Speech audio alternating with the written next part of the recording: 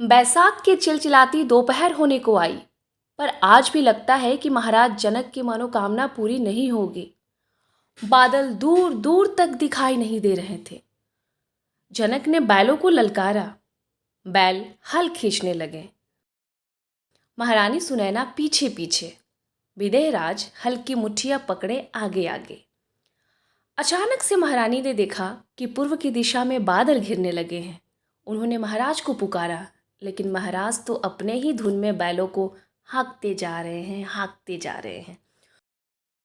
सुनैना ने और जोर से बुलाया। उनकी आवाज़ सुनकर बैल रुक गए, लेकिन महाराज का ध्यान सुनैना की ओर ना होकर बैलों की ओर ही लगातार था।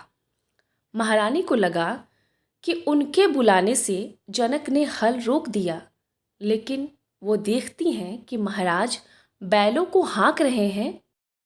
बैल हैं कि आगे बढ़ने का नाम ही नहीं ले रहे हैं। उनके खुरों से खेत की मिट्टी खन गई है, लेकिन वह आगे नहीं जा पा रहे हैं। सुनैना आगे गई और उन्होंने देखा कि हल का फाल किसी बक्से में फंसा है। महाराज को बड़ा आश्चर्य हुआ कि खेत में भला बक्सा कहाँ से आया। उन्होंने बैलों को पास में बांधकर हल खोल दिया, फाल निकाला और उस बक्से को धरती से निकाला। बक्सा काफ़ी भारी था। वह उसे उठाकर पेड़ के नीचे ले गए। मेघ अब पूरी तरीके से घिराए थे। मौसम बिल्कुल शीतल हो गया। हवाओं में सुगंध भर गई। बक्से के अंदर कपकपाहट सी हुई। विस्मित महाराज ने उसका ढक्कन उठाया। ऐसा लगा जैसे हजारों यज्ञ की ज्वालाएं शीतल होकर मुस्कुरा रही हो। सुबह की धूप ने आकार ले लिया हो, कमल खिल गए हों। बक्से के अंदर कन्या जनक को देखकर मुस्कुराने लगी। बरसात होने लगी। मिथिला जी उठी। पेड़ हरिहराने लगे।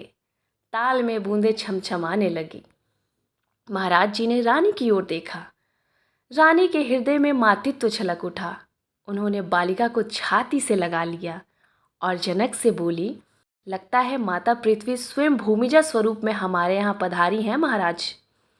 भूमिजा नहीं, महारानी है ये जानकी। महाराज बालिका का मुख देख देख कर निहाल हुए जा रहे थे। कन्या के अद्भुत रूप देखकर महाराज ने उसे ललानी रूप में आने की विनती की। बालिका ने मनोहर रूप लिया और उसके मंगल रोदन स्वर की गंगा पूरे चहुदिश में प्रवाहित होने लगी। मिथिला के घर घर में सोहर उठने लगा कि मिथिला मगन हुए आज, सिया को जन्म भयो। सुनैना को हरस अपार, सिया को जन्म भयो। जगत जननी माँ जानकी के प्राकट्योत्सव की आप सभी को मंगल कामनाएं।